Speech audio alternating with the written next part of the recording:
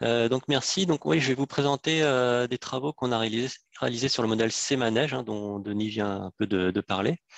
C'est les travaux de thèse de Philippe Riboust que j'ai encadré il y a quelques années. Et dans ces travaux, on a utilisé des données satellites d'enneigement, donc les données MODIS. Donc d'abord, je vais donner quelques mots sur les principes de ces manèges et comment on en est arrivé là dans l'équipe.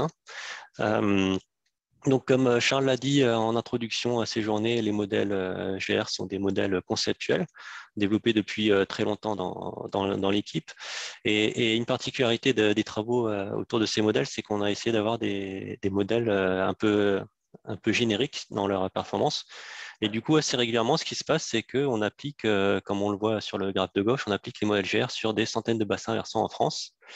Et si on croise un peu ces cartes de bassins versants avec une carte d'enneigement qu'on a au milieu, donc c'est la précipitation solide, si on croise ça, on voit qu'il y a quand même beaucoup de bassins versants qui sont impactés par la neige. Donc un modèle pluie débit simple de type GR4J, il ne sait pas s'en sortir avec ça.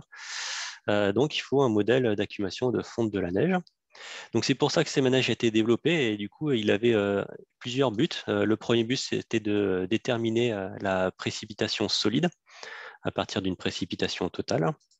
Le second but c'était de vraiment simuler l'enneigement sur le bassin versant, donc le snowpack, et ensuite de faire fondre cette neige pour donner au modèle GR4J de la lame de fonte.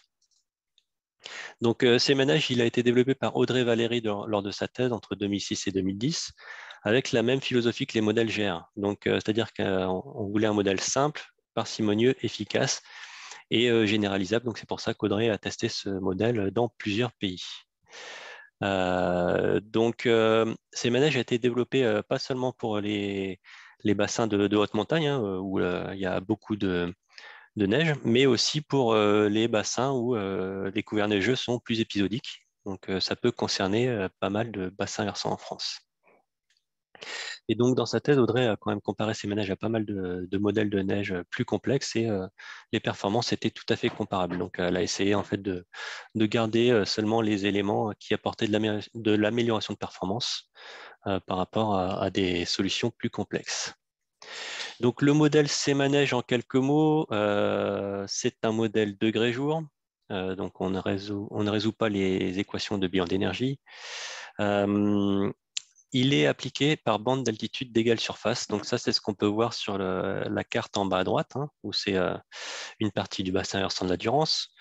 Et on a découpé le bassin versant en fonction de tranches d'altitude qui font toute la même surface.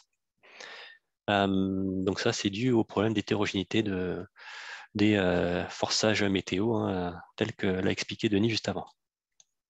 Et donc les travaux d'Audrey ont été principalement réalisés grâce à un couplage à des modèles hydrologiques GR, mais c'est tout à fait possible de le coupler avec d'autres modèles. Donc les variables de forçage, c'est la température moyenne de l'air et les précipitations. Donc ensuite, qu'est-ce qui se passe? Donc dans ces manèges, on a tout d'abord une accumulation de la neige, donc le snowpack. Ce snowpack qui va fondre en fonction de deux choses principales. Un paramètre KF qui va donner la vitesse de fonte, donc en millimètres par degré par jour. Donc en gros, plus la température de l'air est élevée et au-dessus de zéro, pour simplifier, plus la vitesse de fonte sera élevée. Et la deuxième chose, c'est que dans ce modèle, il y a un peu l'énergie présente dans le manteau neigeux. Donc, comment ça se passe? En gros, s'il fait froid, s'il fait très froid pendant plusieurs jours d'affilée, le manteau neigeux se refroidit. Et quand il se met à faire chaud, il va avoir plus de mal à répondre, plus de mal à fondre rapidement que si en fait la température avait été proche de zéro pendant plusieurs jours. Et donc, il y a un paramètre qui vient un peu donner, un peu réguler cet aspect d'inertie du manteau neigeux. Donc, un aspect important des travaux d'Audrey, c'était sur l'extrapolation des données d'entrée. Donc, comme l'a dit Denis, c'est pas simple. Les données sont pas forcément très bien connues à altitude. Donc, première étape, ça a été de découper le bassin versant en 5 bandes d'altitudes différentes, mais de même superficie. Donc, grâce à la courbe isométrique du bassin versant. C'est ce que vous voyez sur ce graphe. Et la deuxième étape, c'était l'extrapolation des données. Donc là, Audrey, elle a utilisé des gradients orographiques prescrits. Enfin, elle en a testé plusieurs, mais au final, elle a prescrit ça suite à sa thèse. Donc, avec un gradient de température qu'on retrouve, hein, quelque chose de saisonnier, et un gradient précipitation plus constant au cours de l'année. Donc voilà, on donne au modèle la pluie sur le bassin versant ou la température sur le bassin versant, et grâce à ça, on va extrapoler sur les différentes bandes d'altitude. Et dans ces manèges, il y a une formulation sur la surface enneigée qu'on appelle Snow Cover Area, SCA en anglais, qui est calculée à partir d'une variable équivalent en eau de la neige, SWE, qui est en millimètres. Et en fait, la relation qui est définie dans ces manèges de base, elle est très linéaire. Hein. Donc, le SCA est une fonction linéaire du SWE jusqu'à un certain seuil, hein, parce qu'à un moment, on arrive à un bassin versant complètement couvert de neige. Et ça va aider à un peu restreindre la fonte quand on est sur des valeurs de SCA faibles, donc quand il y a peu de neige sur le bassin versant. Donc ça vient complètement mimer ce qui se passe dans la réalité avec, lors de l'enneigement, l'ensemble du bassin versant qui est couvert de neige, et puis au fur et à mesure de la fonte, des zones qui se découvrent et des zones qui restent avec de l'enneigement et qui ont beaucoup plus de mal à fondre. Donc la fonte n'est pas homogène au cours du cycle. Donc ça, en fait, tout ça, c'était très bien. Audrey a montré que ça apportait beaucoup à la simulation des débits, mais avec Philippe, on s'est dit qu'on pouvait faire mieux. Donc, par exemple, on a regardé l'enneigement sur le bassin versant de la Durance en brun, et on a comparé l'enneigement simulé par ces manèges, qui est en rouge, à l'enneigement observé par un satellite MODIS. Et donc, on voit ici qu'il y a quand même une sous-estimation de cet enneigement. Donc, c'est loin d'être parfait. Et ça, c'est principalement dû à cette relation d'hystérésis. Donc l'idée, ça a été d'utiliser des données satellites de type MODIS pour caler ces manèges. Et aussi d'améliorer la représentation de la surface enneigée dans ces manèges. Donc ce que je n'ai pas dit, c'est que classiquement, ces manèges, il est calé en même temps que GR sur du débit simple. Ça, c'est ce qu'on faisait historiquement. Donc ça a des limitations. Donc MODIS, hein, vous en avez déjà entendu un peu parler juste avant, hein, c'est des images dans le domaine du visible principalement, et en fait, ça souffre de problèmes, on ne voit pas à travers les nuages, mais l'avantage de ce satellite, c'est qu'il passe tous les jours. Enfin, il y a 2 satellites qui passent tous les jours, et on a des données sur des mailles de l'ordre de 250 à 500 mètres, ce qui est très utile pour l'hydrologie. Voilà, donc ce qu'on a fait, c'est qu'on a amélioré ces manèges dans la représentation de la relation entre SCA et SWE. Donc c'est la fameuse relation d'hystérésis dont a parlé Denis aussi, hein, où en fait ce qui se passe, c'est que si on suit la courbe bleue, lorsqu'il neige, le bassin versant est vite recouvert à 100% de neige, et au fur et à mesure qu'il continue de neiger, ben, ça reste à 100%, mais le SW augmente.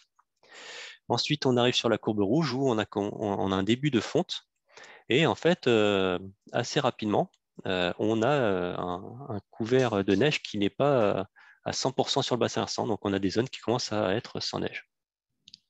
Et puis, il peut arriver que lors de la saison, on a un nouveau pic, une nouvelle chute de neige sur la courbe jaune, et ensuite, ça vient refondre. Donc, on a ajouté ça dans le modèle CManège avec 2 paramètres supplémentaires à caler.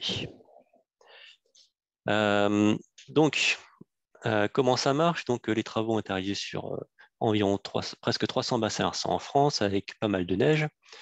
Période 2000-2010, on utilisait données safran en forçage, données MODIS pour la neige, et les données journalières de débit de la banque hydro. Donc, le modèle a été calé grâce à un critère de performance KGE, je ne vais pas m'attarder dessus, avec là aussi une méthode de calage contrôle, le speed sample test. Et il faut savoir que tous les résultats que je vais vous présenter ont été obtenus en évaluation, donc sur la période de contrôle. Et ce qu'on a fait, c'est qu'on a donné 5% du poids dans le KGE à chaque bande de ces manèges et 75% au débit. Donc là aussi, il y a des tests qui ont été réalisés pour obtenir ça. Donc, première expérience qu'on a fait, on a regardé, donc ce que vous voyez à droite, c'est les scores de débit en haut et sur le SCA en bas, donc des KGE à chaque fois. La première expérience que je vous montre ici, c'est qu'est-ce qui se passe si on prend le CManage original, on le cale sur les débits. Et ben, on voit que sur les débits, ça marche plutôt bien avec un KGE supérieur à 0,7 pour la plupart des bassins versants. Donc, je rappelle que la valeur parfaite, c'est 1. Par contre, on voit que sur le SCA, ben, on a des performances faibles. Donc, deuxième expérience qu'on a réalisée, ici, on a calé le modèle original GR4J plus CManage avec 75% du poids sur le débit et 5 x 5% sur le SCA. Donc ça, c'est le deuxième box plot qu'on voit là. On voit que sur les débits, ça détériore. Sur la neige, ça améliore un peu. Donc pourquoi? En fait, la structure de ces manèges n'était pas parfaite. Donc on l'a amélioré avec l'hystérésis que je vous ai présenté juste avant. Et ça, on a montré que sur les débits, on avait des performances assez similaires à ce qu'on avait au début. En revanche, sur la neige, on était bien meilleur. Donc, pour illustrer, hein, je vous montre ici les performances de ces manèges GR4J d'origine avec les débits sur l'endurance hein, qui étaient plutôt bons, un KGE de 0,86. En revanche, sur le SCA, on n'était pas très bon, 0,53. Avec utilisation de ces manèges hystérésis plus utilisation de Modis, on arrive à ça. Donc, c'est la courbe bleue avec toujours des débits très bons, hein, voire même un peu meilleurs parce qu'on a du KGE à 0,92. Et en revanche, le KGE de la neige, le SCA, est à 0,97. Donc, c'est très encourageant. Donc, l'ensemble de ces travaux se retrouve dans ce papier. Alors, ce que je ne vous ai pas dit, c'est aussi qu'on est allé dans le passé, donc dans les années 70, 80, donc des périodes où il n'y avait pas de Modis, et on a montré que la performance en débit du modèle GR était améliorée grâce à ça, grâce à ce type de calage. La raison pour ça, c'est tout simplement que en fait, les processus représentés dans l'ensemble du modèle sont plus cohérents à la réalité, avec la réalité, et du coup, on a un modèle qui est plus robuste temporellement. Donc ça, c'est plutôt très encourageant pour des applications, par exemple en changement climatique.